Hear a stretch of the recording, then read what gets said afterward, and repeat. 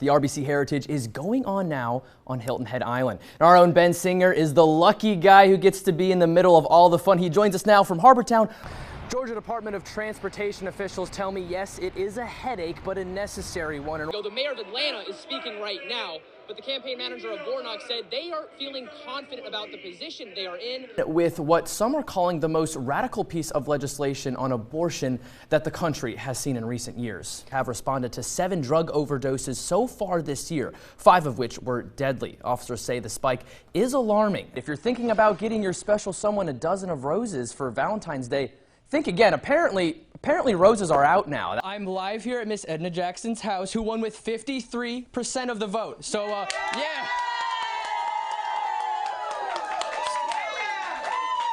Yay! Great support system here, guys. Well, Ben and Tina, big opportunities await students across all campuses to get a job with good pay upon completion. Oh yeah, we're gonna have our own parade to watch ourselves throughout our workday. It's by far the best day to work, in my opinion. Scott, I want to pick your brain for a second. I didn't bring a coat today. Am I going to regret that leaving here tonight? You know what, that cold weather, unpopular opinion, but I like it. You like it? I like the change. Exactly. I want to feel my seasons. It's hot here. Yeah. Your head gets stuck in a cake pan. That, I don't know. I feel like we got to drop the ball on the parenting that day. I don't know. I mean, it was a tough loss for the Cowboys, but come on. You guys haven't won a Super Bowl since the late 1990s. You are used to disappointment at this point. No more punching TVs. She wants to know if Santa Claus is real, and after gathering evidence, she's contacted her local police department. Lots of people are still out buying those last-minute Christmas gifts, including myself. Georgia was without its leading pass rusher, Nolan Smith, for the entire second half, where Florida dropped 17 points in his absence. We have early reports of a separated shoulder. It really is. You always see that motion they do, like in the commercials. I feel like it's an insurance commercial. Right, or exactly. The weirdest thing, like, yeah, why is a whale in an insurance commercial? But now, these two teams have been battling each other since the dawn of time, back in 1904. Now, day 14 of the Murdaugh murder trial brought some extra intensity to the courtroom when emotions ran high not only for witnesses, but also among the defense and prosecution. News 3's Andrew Davis has details from Walterboro.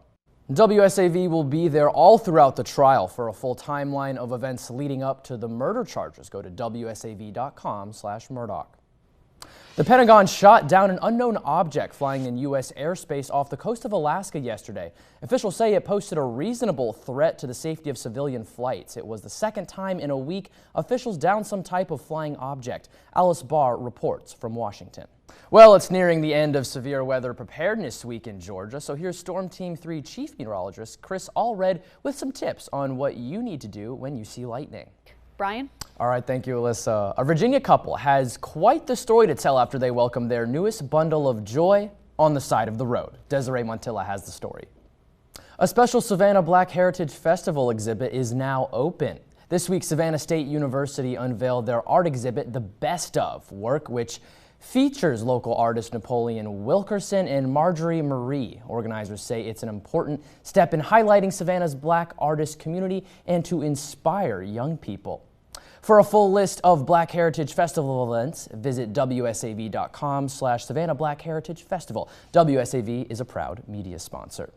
Growing alarm this morning over eye drops that could be contaminated with deadly bacteria. 2 brands are under a voluntary recall, but doctors warn they're still seeing patients with dangerous infections. Here's Ann Thompson with what you need to know. Looking towards the Super Bowl, we have another look at one of the commercials you'll see during halftime. It's an ad for Sam Adams beer. People in Boston aren't known for being nice, but Sam Adams wanted to change that by creating a world where everyone is brighter in Boston. Take a look.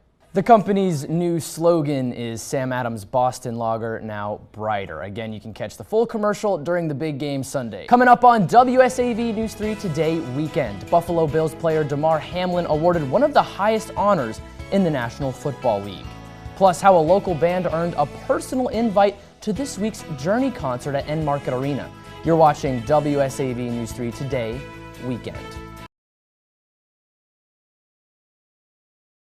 Right now, Evergreen Cemetery has been turned into a dumping ground. There's everything from disregarded furniture that you see behind me to beer cans, and even used condoms litter the ground. Earlier this May, the 4-year-long battle to purchase the Evergreen Cemetery ended with the city paying $143,000 for the property.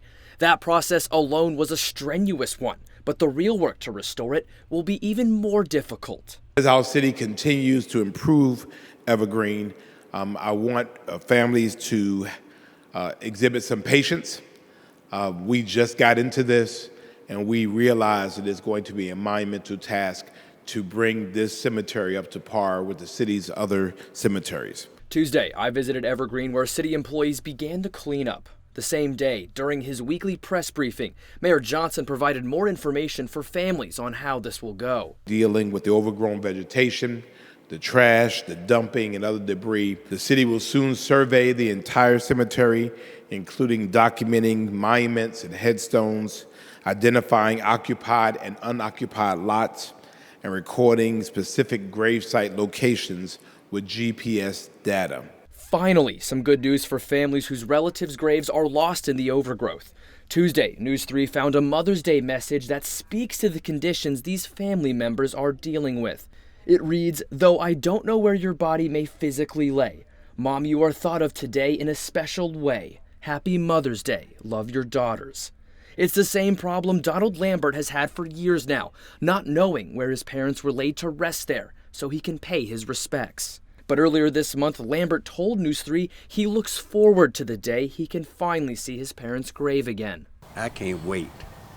There's so many things I want to do to my parents' graveyard. For now, the city is asking families to contact the city's cemetery office with any information they have on their loved ones' lots at the cemetery. Nicholas and Veronica Torres not only need answers, but a miracle when it comes to their 14-year-old son who is critically injured in a hit and run. After that day, our life changed forever. The Torres is praying that their son Jonathan survives after suffering brain damage in a hit and run. Jonathan was hit while riding his four-wheeler along Highway 17 not far from his home. His father Nicholas was home at the time and shared what happened next. When I hear kind of noise, weird noise, I know it was my son, and I ran from where I was, and I saw my son was in the street. Laying on the floor, laying on the road. In the middle of the road. Nicholas tells me the person responsible for putting his son's life in jeopardy left the crash site as he arrived. He saw the vehicle speeding away. Only I saw was a white Chevrolet truck. And that's it. And he stopped for a minute or second, and he left quick. He don't even care. I don't know why. It's just a 14-year-old. I know accidents happen, but at least, think about my son and call 911. Why you just kill my baby, left it alone on the ground. Jonathan's parents pleading with the public that if anyone saw anything, to speak up, hoping the person responsible will do the right thing. And there's nothing to go back and fix. I just hope he don't do this to another family. We ask anyone who possibly has any information on the matter to call Hardeeville Police, Jasper County Sheriff's Office, or South Carolina Highway Patrol. We will have those numbers listed along with the story at WSAV.com.